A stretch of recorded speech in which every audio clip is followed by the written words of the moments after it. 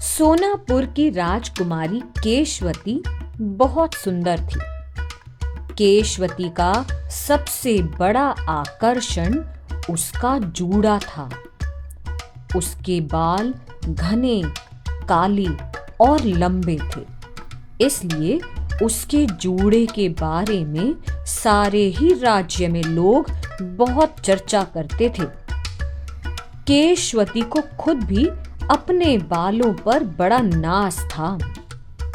केशवती राजा रानी की इकलौती बेटी थी, इसलिए राजा रानी ने बहुत ही लाड प्यार से उसका पालन पोषण किया था। रानी तो राजकुमारी के बाल संवारना, सभी काम दासियों को ना सौंपकर खुद ही किया करती थी। रानी केशवती के बालों में साफ नारियल का तेल लगाती थी। एक दिन केशवती ने जिद की कि उसे तेल बनते हुए देखना है। रानी केशवती को तेल के कोल्हू के पास ले गई। बैलों का कोल्हू को चलाना, नारियल का कोल्हू में घिसना, कोल्हू के भीतर तेल का बूंद बूंद बनकर गिरना, ये सब कुछ केशवती ने देखा। लेकिन इसे देखने पर केशवती के मन में तेल के लिए घृणा पैदा हो गई। इतने में ही कोल्हू पर रेंगने वाली एक छिपकली कोल्हू के अंदर गिर गई। यह देखकर केशवती चीखकर बेहोश हो गई। बस उस दिन से केशवती के मन में तेल के लिए घृणा पैदा हो गई। वह नारियल के तेल को बालों में लगाना बिल्कुल पसंद नहीं करती थी। रानी ने उसे कई तरह से समझाया। राजा ने भी राजकुमारी को मनाने की बड़ी कोशिश की, मगर कोई फायदा नहीं हुआ। राजा ने केशवती को कोई दूसरा तेल लगाने की सलाह दी, पर केशवती के मन में तो हर तरह के तेल के लिए घृणा पैदा हो चुकी थी। अब उसके बाल अपनी चमक खोकर सूखे रेशों के समान हो गए। बेटी, तुम जरा भी समझने की कोशिश क्यों नहीं कर रही हो? रानी ने केशवती से कहा। मां, मैंने सब कुछ समझा, पर तेल अपने बालों में कभी नहीं लगाऊंगी। मुझे तेल लगाने के लिए कभी मत कहना। बेटी, तेल नहीं लगाओगी तो बाल कैसे बढ़ेंगे? तुम्हारे बाल खराब होते जा रहे हैं। रानी की यह बात सुनकर केशवती ने एक पौधे में पानी के बदले तेल डालना शुरू कर दिया। ऐसा करने से वह पौधा मुरझा गया। देखा ना मां, किसी के बढ़ने से तेल में कोई फायदा नहीं होता। अगर तेल डालने से ही कोई चीज बढ़ती तो ये पौधा बढ़ जाता, मुरझाता नहीं। केशवती ने यह सब अपनी मां से कहा तो रानी क्या जवाब देती? वह चुप रह गई।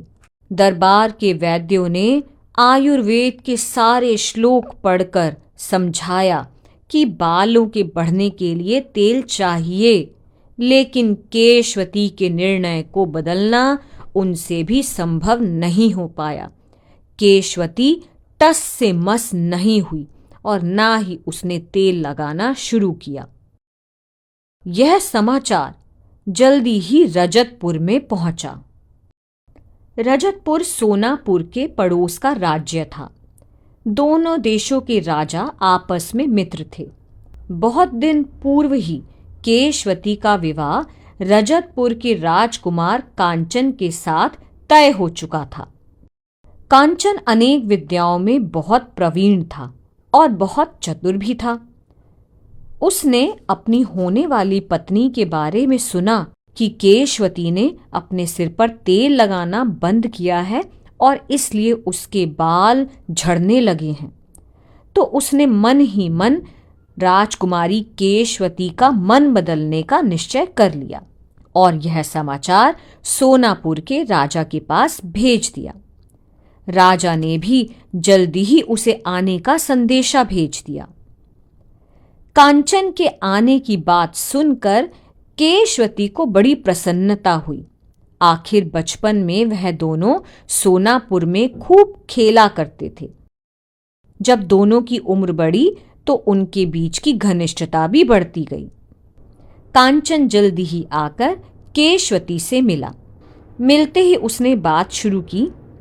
केशवती, क्या तुम नहीं जानती हो कि दिमाग के काम को तेजी से करने के लिए तेल की बड़ी जरूरत होती है।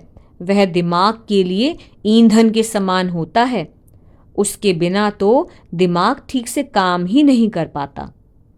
कांचन कुमार ने केशवती को समझाते हुए कहा, मैं इस बात पर बिल्कुल विश्वास नहीं करती। पंडित हरीश शास्त्री का सिर तो बिल्कुल ही गंजा है। वह तो कभी तेल नहीं लगाते, लेकिन दिमाग तो बहुत चलाते हैं। केशवती ने इस तरह से उल्टा जवाब देकर कांचन को चुप करा दिया।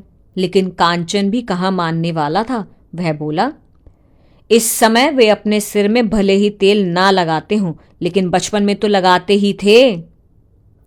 हाँ, तभी तो उनका सिर गंजा हो गया। केशवती ने झट से कांचन को जवाब दे दिया। अब बारी थी कांचन की। केशवती सुनो, छोटी प्राणी होते हुए भी चींटियां देखो कितनी अक्लमंद होती हैं। जहां भी तेल की एक बूंद गिरी तो कई चींटियां वहां पहुंच जाती है। बताओ क्यों? सारा तेल पी डालती हैं वो। हाँ, मैंने कई बार देखा है। चीनी के लिए भी चींटियां जमा हो जाती हैं। सब देखती हूं मैं। तो क्या मैं भी चीनी का शरबत बालों में लगा लूं और बालों को बढ़ा लूं? केशवती ने इस बार भी अपने जवाब से कांचन को चुप करा दिया। कांचन को समझ आ गया कि बातों से तो केशवती को मनवाना संभव नहीं है। कोई और चतुराई का प्रयोग करना पड़ेगा। यह सोचकर कांचन ने बात बदलते हुए कहा, अरे, हमारे बचपन के दिन कैसे मजे से कट जाते थे, याद है ना केशवती? मैं तो कभी भूल ही नहीं पाता। हम जब बच्चे थे तो कितना खेलते थे। हाँ, क्यों नहीं। वे दिन बड़े ही अच्छे थे। 24 घंटे हम खेल तमाशे देखते थे। चलो ठीक है, हम फिर खेल ही खेलेंगे। अरे, इस उम्र में? नहीं नहीं, तुम पागल ही हो गए हो। अरे, मैं तुम्हें खेलने के लिए नहीं कह रहा, लेकिन मैं तुम्हें खेल दिखाऊं तो तुम्हें कोई आपत्ति थोड़े ना होगी। नहीं नहीं, मुझे कोई आपत्ति नहीं होगी। मैं जरूर देखूंगी। जैसे तुम पहले मुझे जादू दिखाते थे, फिर से मुझे जादू करके दिखाओ। ठीक है, तो मैं तुमको एक नया जादू दिखाऊंगा, लेकिन मेरी एक शर्त है। अगर वह शर्त तुम्हें पसंद आ गई तो जो मैं कहूंगा तुमको वह करना पड़ेगा। केशवती ने कहा, हाँ हाँ, जरूर करूंगी। दूसरे दिन कांचन कुमार राजा, रानी और मंत्रियों को साथ लेकर अपना जादुई जाल दिखाने केशवती के कमरे में आ पहुंचा।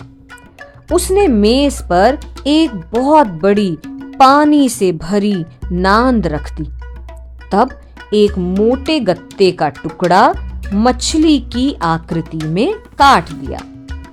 अब उस गत्ते की मछली की लंबाई थी 3 इंच और चौड़ाई थी 1.5 इंच। उस मछली के बीचों बीच में एक छेद था। कांचन ने मछली को राजा, रानी और केशवती को दिखाया।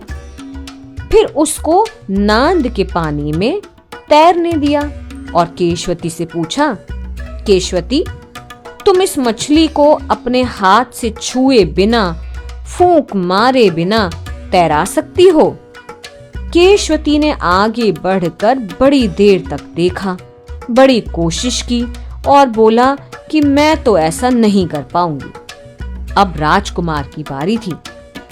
अच्छा, तो ठीक है, अब मैं जो करने जा रहा हूं, यदि वह तुम्हें पसंद आ जाएगा तो मेरे कहे अनुसार तुम्हें अपना वचन निभाना पड़ेगा। तुम्हें याद है ना? हाँ, मुझे याद है। तुम अपना जादू दिखाओ तो तुम भी नहीं कर पाओगे। कांचन ने एक बोतल निकाली। उस बोतल में से एक बूंद मछली के बिल्कुल बीचों बीच छेद में डाल दिया। मछली अपने आप पानी में इधर उधर तैरने लगी।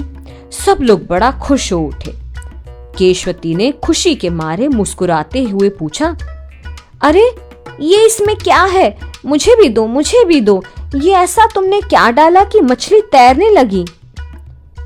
कांचन ने कहा, तुम्हें पसंद आया ना, लेकिन हाँ, अब जो तुमने वचन दिया था तुम्हें उसे पूरा करना पड़ेगा। केशवती ने कहा, हाँ हाँ ठीक है, बताओ मुझे क्या करना होगा। इस बोतल में जो जादुई चीज है उसकी वजह से ही मछली तैर सकी। तो मैं तुमसे यही चाहता हूँ कि तुम्हें अगर सिर में तेल नहीं लगाना तो कोई बात नहीं, लेकिन ये जादुई चीज रोज अपने सिर में लगानी होगी। जब इसकी वजह से ये मछली तैर सकती है तो तुम्हारे सिर के बाल भी सुंदर हो सकते हैं। हाँ, जब इस बोतल में है चीज सारी खत्म हो जाएगी तो मैं दूसरी बोतल भिजवा दूंगा, ठीक है ना? अच्छी बात है, मैं ऐसा कर लूंगी, केशवती ने झट से कह दिया। राजा और रानी ने हंसते हुए एक दूसरे की ओर देखा। वे जानते थे कि उस बोतल में खुशबू से भरा नारियल का तेल ही है। उस नारियल के तेल की बूंद ने ही कागज की मछली को तैराने लायक बना दिया था। केशवती खुशी खुशी उस नारियल के तेल को अपने सिर में लगाने लगी और उसके बाल फिर से बेहद सुंदर, मुलायम और घने हो गए और फिर से उसके जूड़े की चर्चा सारे राज्य में फैलने लगी।